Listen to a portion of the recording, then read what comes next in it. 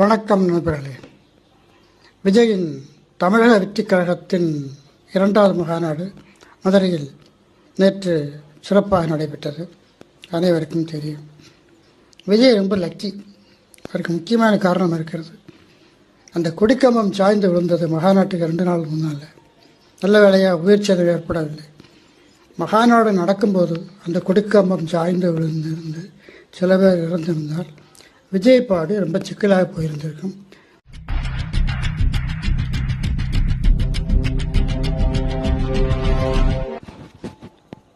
மிகப்பெரிய சம்பவமாக இது மாறி இருந்திருக்கும்.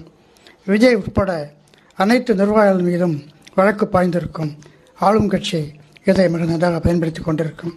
விஜயோட நல்ல காலம். விஜய் தப்பித்தார்.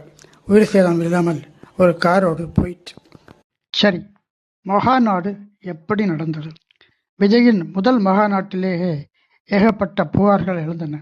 இந்த தடவை அதை திருத்திக் கொள்வார்கள் என்று பார்த்தால் அது நடக்கவில்லை. லட்சக்கணக்கான மக்கள் கூட்டம் கடும் வெயிலில் வாடி வதங்கியது. குடிக்க தண்ணீர் கூட இல்லை. சாப்பாடு, டாய்லெட் வசதிகள் போன்ற அடிப்படை விஷயங்கள் கூட இல்லாமல் தொண்டர்கள் மிகவும் கஷ்டப்பட்டார்கள். இதை அவர்களே புலம்பி தீர்த்தார்கள். இதற்கெல்லாம் விஜயை குற்றம் சொல்ல முடியாது. அவருடைய மகாநாட்டு அமைப்பு குழு சரியில்லை. ஏற்கனவே ஒரு மகாநாடு நடத்திய அனுபவம் இருக்கிறது. இருந்தாலும் அவர்கள் இன்னும் படிக்கவில்லை. இதற்கு முன்பு பல மகாநாடுகள் நடந்திருக்கின்றன. உதாரணமாக திமுக மகாநாட்டில் மிகப்பெரிய பந்தல் அமைக்கப்பட்டிருக்கும்.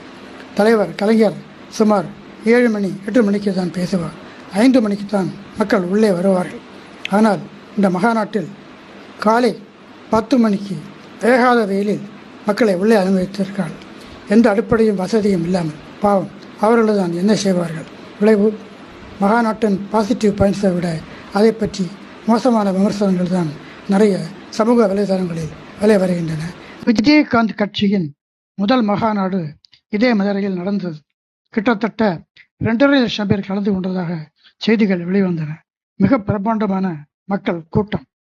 இன்று விஜய்க்கு ஏற்பட்டிருக்கும் அதே சலசலப்பு தான் அந்த விஜயகாந்துக்கும் ஏற்பட்டது. அவர்தான் அடுத்த முதல்வர் என்று பலரும் நம்பினர். ஆனால் தேர்தல் வந்தது. முதல் தேர்தல் விருத்தாசலத்தில் மிகப்பெரிய வெற்றி பெற்றார். அதுவும் வன்னியர் பெல்ட்டில் ஒரு வன்னிய வேட்பாளர் எடுத்து மாபெரும் வெற்றி. ஆனால் மற்ற வேட்பாளர்கள் அத்தனை பேரும் எல்லா தொகுதிகளிலும் டிபாசிட் இழந்தனர். 2வது தேர்தல் ஜெயலலிதாவோட கூட்டணி அமைத்ததால் மட்டுமே அவர் எதிர்க்கட்சித் தலைவராக முடிந்தது. அதன் பின்பு 3வது தேர்தலில் அவர் மனநிலை சற்று பாதிக்கப்பட அனைத்து வேட்பாளர்களும் தோல்வியுற அவரும் தோல்வியுற்று டிபாசிட் இழந்தார். கட்சி அதோடு கிட்டத்தட்ட முடிந்துவிட்டது. மக்கள் இத்தனைக்கும் மக்களோடு மக்களாக பழகியவர் விஜயகாந்த். பவுன்செல்ஸ் எல்லாம் அவருக்கு கிடையாது. தேர்தலுக்கு பல மாதங்கள் முன்பாகவே தமிழகம் முழுவதும் சுற்றுப்பயணம் செய்தவர். விஜய்க்கும் சாதாரண மக்களுக்கும் தொடர்பே இல்லை. அவர்கள் எளிதில் நெருங்க முடியாதவர்கள்தான் இன்றைக்கும் விஜய் இருக்கிறார். இதுவே அவருக்கு பெரிய மைனஸ் பாயிண்ட். கூடும் கூட்டம் நிச்சயமாக ஓட்டாகாது. இதற்கு பல உதாரணங்கள் இருக்கின்றன. தேர்தலுக்கு இன்னும் ஒரு சில மாதங்களில் இருக்கும் நிலையில் விஜய் எந்த ஆச்சரியத்தை நிகழ்த்தி காட்டப் போகிறார், எப்படி நிகழ்த்தி காட்டப் போகிறார் என்பதுதான் தெரியவில்லை. குறைந்தபட்சம் இவர் போட்டியிடும் தொகுதியில் இவர் ஜெயிக்கலாம், அதுவும் கஷ்டப்பட்டு. மற்ற தொகுதிகளெல்லாம் கொஞ்சம் கூட வாய்ப்பில்லை. கூட்டணி அமைக்காமல் தமிழகத்தில் எந்த கட்சியும் இல்லை. ஆனானப்பட்ட திமுகவை கூட்டணி அமைத்துதான் போட்டியிடுகிறார். என்னை கேட்டால் குறைந்தபட்சம் நாம் தமிழர் கட்சிகளுடன் இவர் கூட்டணி வைத்து கொண்டால் ஒரு எதிர்க்கட்சியாக வருவதற்கான வாய்ப்பு இருக்கிறது. ஆனால் அதுவும் ஒரு போட்டி. யார் முதல்வர்? முதலில் கூட்டணி அமைத்து தேர்தலில் ஜெயித்து எதிர்க்கட்சி ஆவதற்குள்ள வழியை பாருங்கள். இதுதான் நமது வேண்டுகோள். நன்றி, வணக்கம்.